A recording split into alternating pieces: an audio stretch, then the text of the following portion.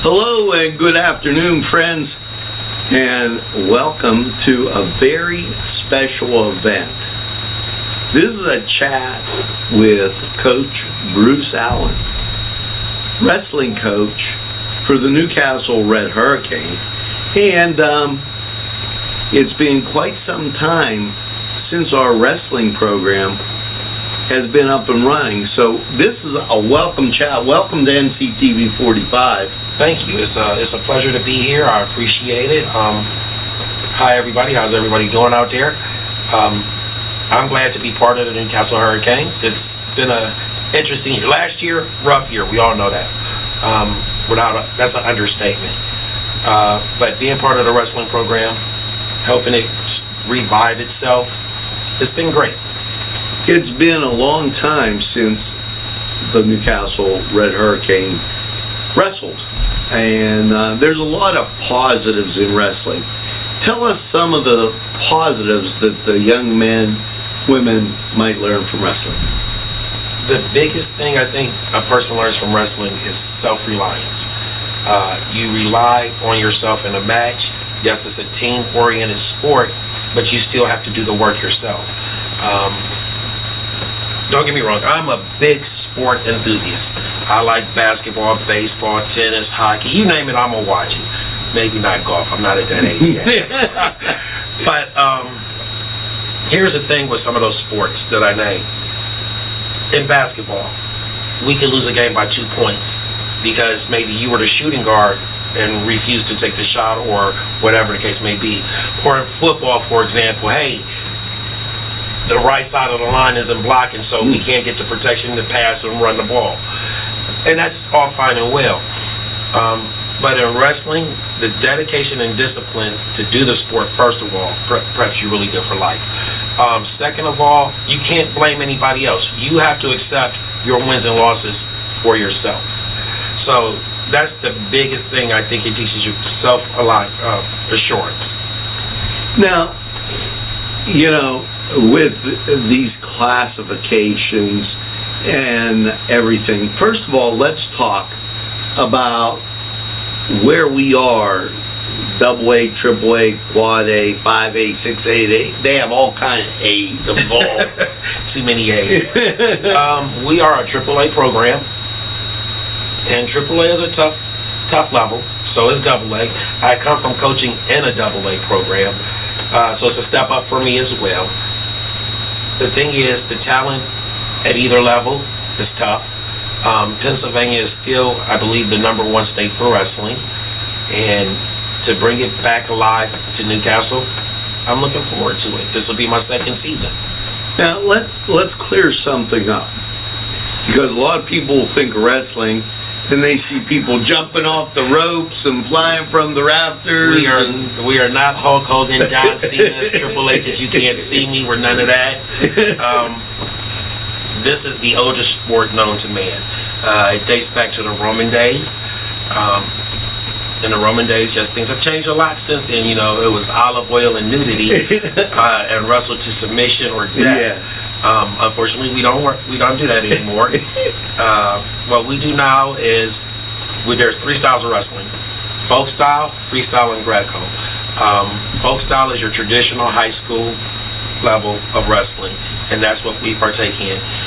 Freestyle and Greco-Roman wrestling, those are more worldly wide. That's what you see in the Olympics and in the world trials and things of that nature, which we do have a lot of kids in our program who are interested in folk style or freestyle and Greco.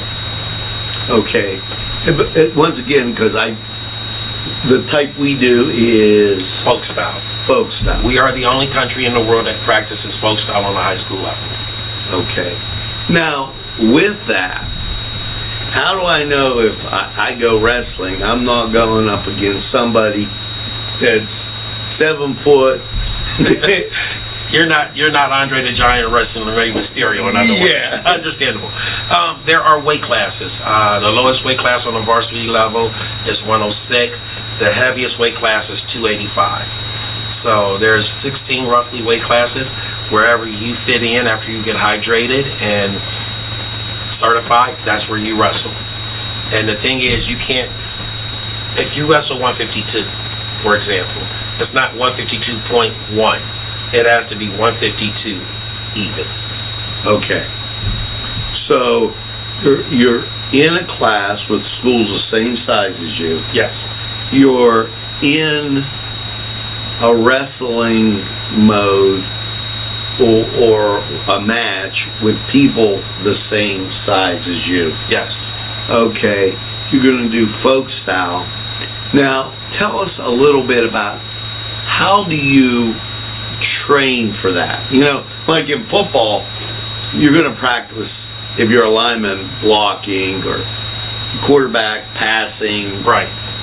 I am a fundamentalist.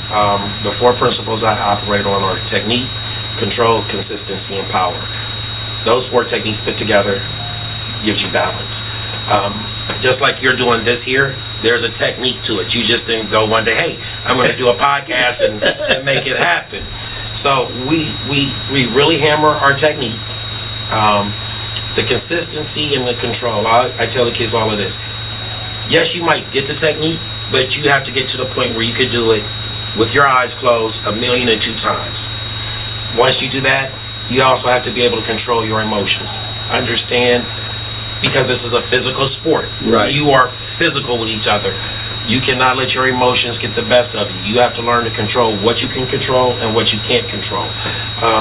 Just like in any other sports, sometimes a referee, I'm a Browns fan, so I'm not too fond of referees right now, but just like in any other sport, referees don't always make the favorable call.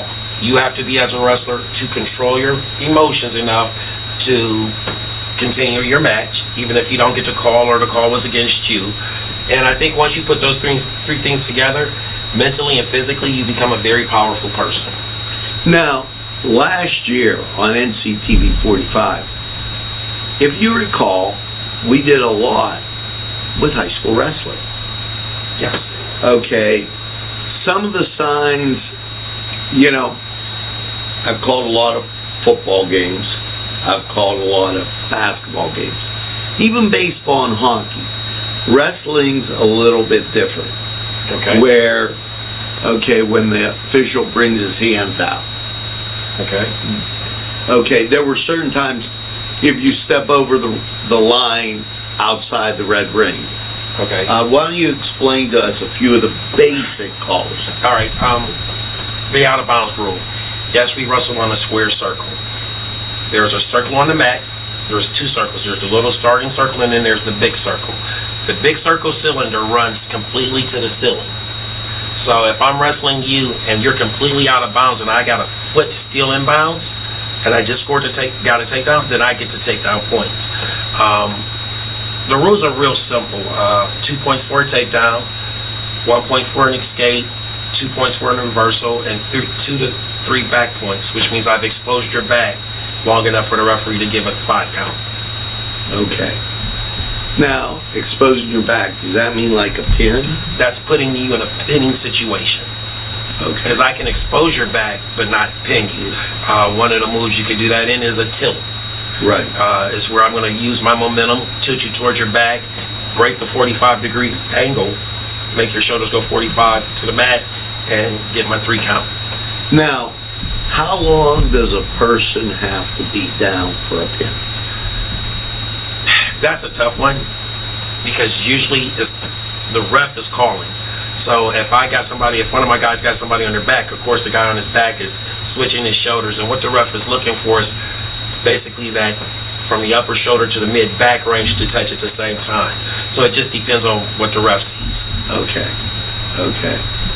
Now, we wrestle in the WPIAL. Some of the teams in our division are... We have Butler, Laurel, Elwood City, Seneca Valley, North Allegheny. Those are some of the teams in our area. Yeah, and they're very good wrestling programs. Yes, Fred Powell coaches Butler, and I've known Fred for years from Slippery Rock Wrestling. Now, and I'm glad you said that. Why don't you tell us a little bit about yourself? You were at Slippery Rock. I am a Cleveland, Ohio native. Again, go Browns. I'm sorry, I got to get that dig in. Went to Slippery Rock, wrestled at Slippery Rock, met my wife at Slippery Rock. Left Slippery Rock, been working, being a grown-up, doing the grown-up thing, had the kids and everything. When I left Slippery Rock, I was done with wrestling. But what got me back involved in wrestling was my son.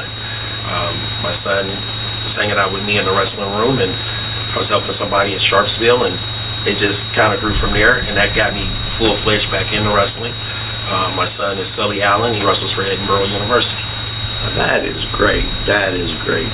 It's good to see you back in the rink or on the circle mats, right, where, now, when does your season begin? And moreover, when do practices start? And if there's a youngster listening out there and they're of high school age, how do they get Okay, I'm there? glad you asked that.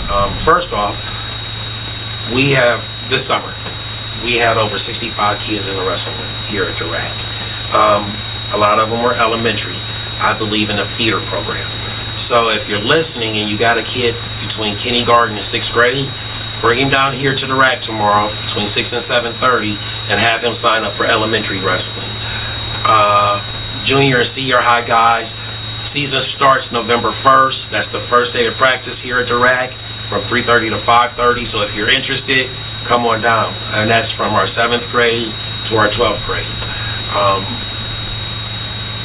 Season usually starts in November and it ends, like everything else, March Madness time, because that's when states is. But if you're a true wrestler, you wrestle all year round.